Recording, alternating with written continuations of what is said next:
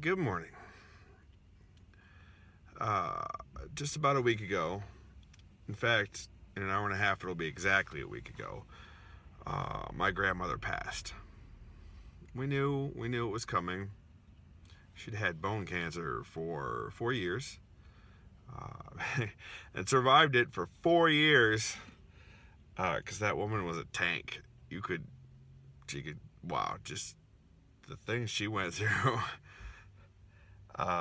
She it finally decided it was not going to stay in her bones, the cancer, I mean, and it spread. So we sort of knew. She'd been in and out of the hospital, and I'd taken the chance to go and visit her and to bring the kids and make sure they got last chance to hang out a little bit with their great grandma. I never got to know my great grandma, so whether or not they remember it will be one thing, but at least they got to meet her. Still a little hot. And I got to help out my dad a little bit with that, and I got to see her a little bit more than I had over the past 4 years, and I have some regrets about that, about not taking the kids out more often, not going out there to help more often, not,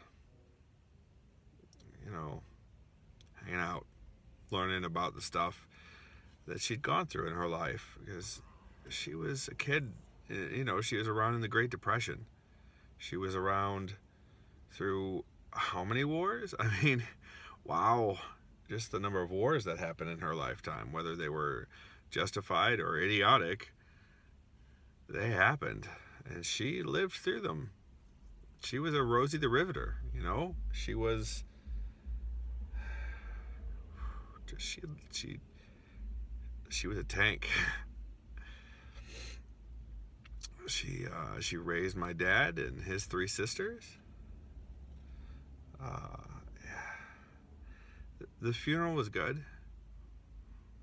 The Baptist minister went a little over the top, in my oh so humble opinion, with the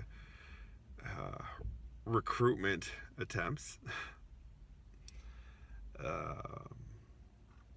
I often greatly dislike it when a minister turns a funeral away from mourning and comforting those that are mourning to, hey, come join my church. Or, hey, hope you're Christian. Maybe if you're not, maybe you should be. I don't like that when that happens at funerals, because that's not why we're there. We're there to remember. We're there to mourn. We're there to be comforted. And we're there to share all of that. Other than that, the service was great. The service was awesome. My dad got up and said some of the most amazing things. Like, there wasn't a dry eye in the house. And you could hear it in his voice. He wasn't either. He was, and he held it together at his mom's funeral, up in front of everyone, and he held it together. She'd have been proud. I'm sure she was. She'd have been so proud of him. I know I am.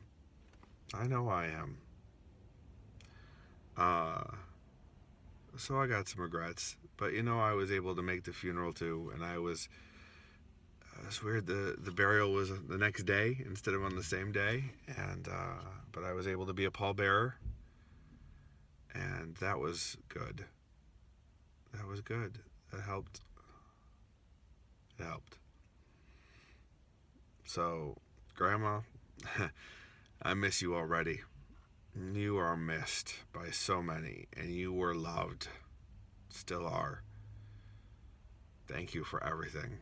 Thank you for all the memories and all the nice things, and for Dad. Just thanks. You're missed and loved.